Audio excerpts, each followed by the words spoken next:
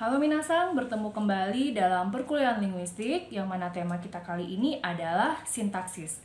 Nah, sebelumnya Minasang sudah mempelajari cabang linguistik yaitu fonologi dan morfologi. Pada kali ini kita akan mempelajari sintaksis bahasa Jepang yaitu mempelajari struktur kalimat yang terdapat dalam bahasa Jepang. Nanti Minasang akan melihat bagaimana penggunaan kata, frase, klausa, dan akhirnya membentuk sebuah kalimat. Dan juga nanti Minasang akan melihat fungsi di dalam kalimat bahasa Jepang seperti fungsi sebagai subjek, predikat, objek, dan keterangan. Oke, silahkan dipelajari dan dipahami video ini. Nanti kita bertemu lagi pada video selanjutnya. Selamat belajar!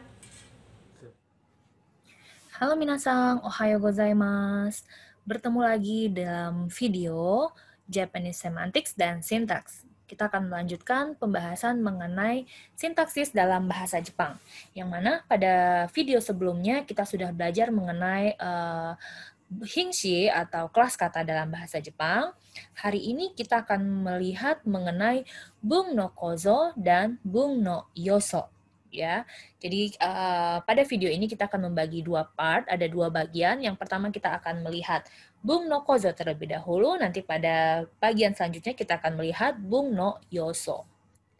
Sebelumnya kita lihat terlebih dahulu learning outcome pada pelajaran kita kali ini, masih sama dengan video sintaksis sebelumnya, yaitu memilih kata yang tepat untuk membuat kalimat yang baik, kemudian membuat percakapan yang baik dengan kata yang tepat untuk menghindari kesalahpahaman. Nah, kita akan lihat bung no kozo, atau kita terjemahkan sebagai struktur kalimat.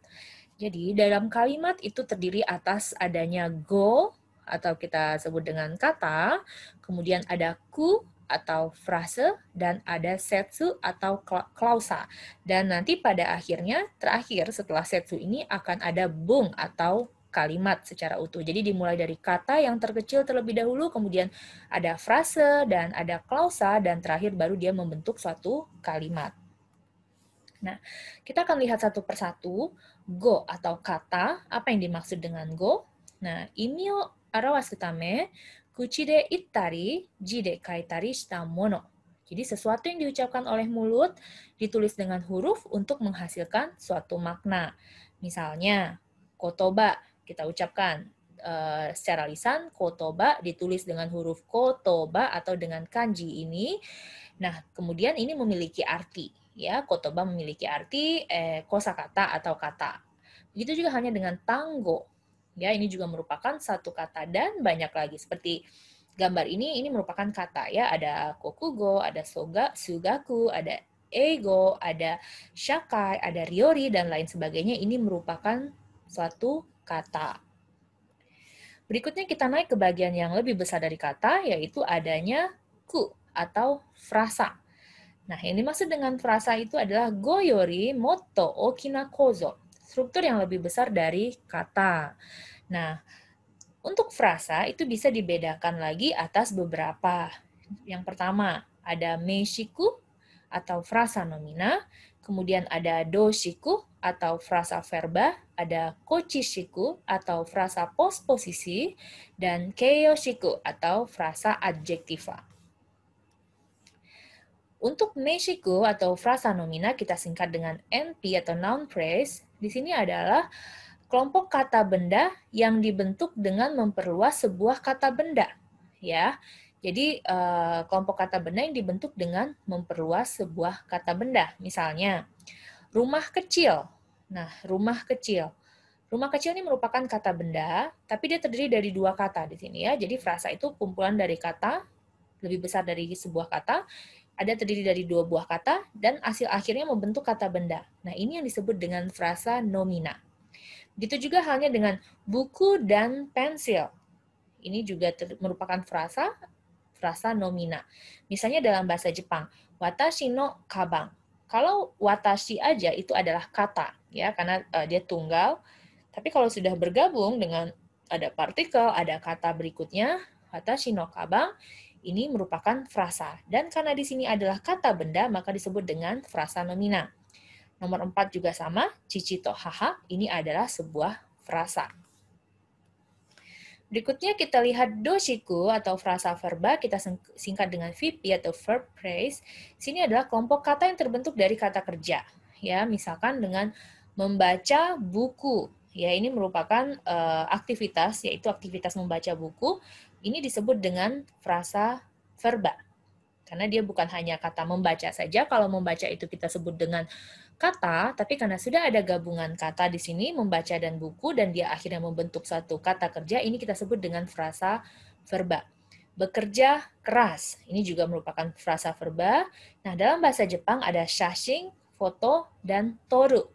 Jadi shashin atau toru ini memotret, ini juga sudah merupakan frasa verba. Sama halnya juga dengan te o arau, ini juga merupakan frasa verba karena gabungan beberapa kata. Kemudian kareo okotta.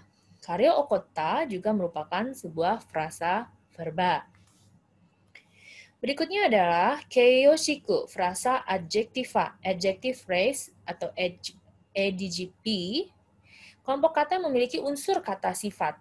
Nah, yang pertama di sini kita lihat adalah sangat mahal.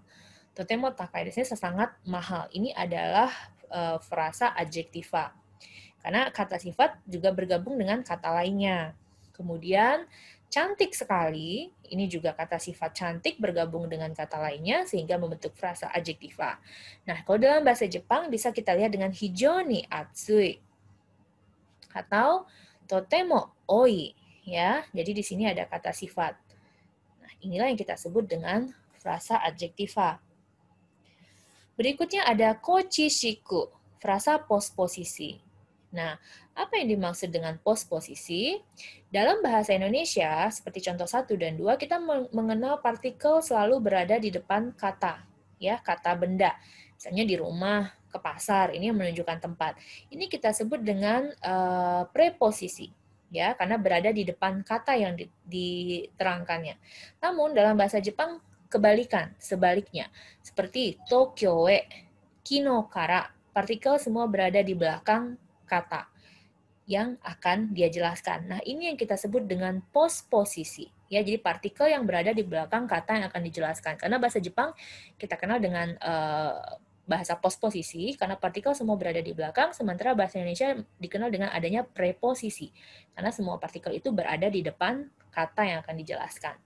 Nah, karena kita melihat dalam bahasa Jepang, kita akan menyebutnya dengan kochishiku, ya, atau frasa posposisi. Apa yang dimaksud dengan frasa posposisi? Ketika si partikel bergabung dengan kata lainnya. Ya, misal kayak Tokyo e. Kalau e-nya saja itu termasuk posposisi ya, posisi di belakang itu kalau sudah menjadi Tokyo e, kinokara ini merupakan frasa karena terdiri dari dua buah kata. Oke minasang, demikian serangkaian video mengenai sintaksis. Saya harap minasang bisa memahami dan lebih paham lagi mengenai sintaksis dalam bahasa Jepang, sehingga dalam membuat kalimat bahasa Jepang menjadi lebih baik dan menjadi lebih terstruktur. Oke, sampai ketemu lagi pada video selanjutnya dengan cabang ilmu linguistik. Bye!